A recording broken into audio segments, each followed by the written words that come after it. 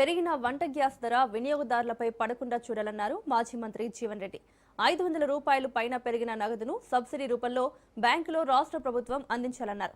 తెలంగాణలో ఆడబిడ్డలకు అండగా నిలిచేందుకు సిలిండర్ 500కే అందజేస్తున్న తరుణంలో సీఎం ప్రత్యేక చొరవ చూపి వినియోగదారులకు అండగా నిలవాల్సిన బాధ్యత రాష్ట్ర ప్రభుత్వంపై ఉందన్నారు. భారత ప్రభుత్వం ఎల్పిజి గ్యాస్ ఏదైతుందో కొరత ఏర్పడకుండా అందుబాటులోకి రావడం ఒక అంశం. రెండోది ధరలు ఏదైతుందో అదుపులో ఉండే విధానం. ఇలా పెట్రోల్ డీజిల్ ఏదైతుందో ఇలా మనకి ఇమీడియట్ భారం కనబడుకున్నా గానీ ఇలా పోస్ట్ వార్ ఎఫెక్ట్ ఏదైతుందో మనం ఊహించిన దానికంటే ఎన్నో రెట్లు అధికంగా ఉండే అవకాశం ఉంది.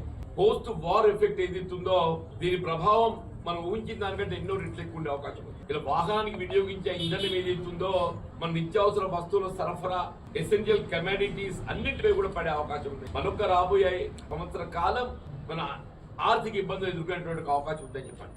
ఇలా భారత ప్రభుత్వం ఏదైతున్నదో ఇలా యుద్ధాన్ని నిలిపివేయడానికి మనవంతు బాధ్యతగా ఇలా మనకు ఉపాధి నిమిత్తం గల్ఫ్ దేశాలలో ఉపాధి పొందుతున్న భారతీయులు మన తెలంగాణ ప్రాంత వాస్తవ్యులు కూడా 1000 లక్షల సంఖ్యలో ఉండి ఉన్నారు అని చెప్పంటున్నా. తెలంగాణ ప్రాంతానికి చెందిన ఇక్కడ వాళ్ళ కుటుంబాలన్నీ కూడా ఆందోళన గురవుతున్నాయి. వాళ్ళ క్షేమ సమాచారాలు, వారికి కావాల్సిన రక్షణ ఏర్పాట్లు చేయడంతో పాటుగా ఇలా మనకు నీటి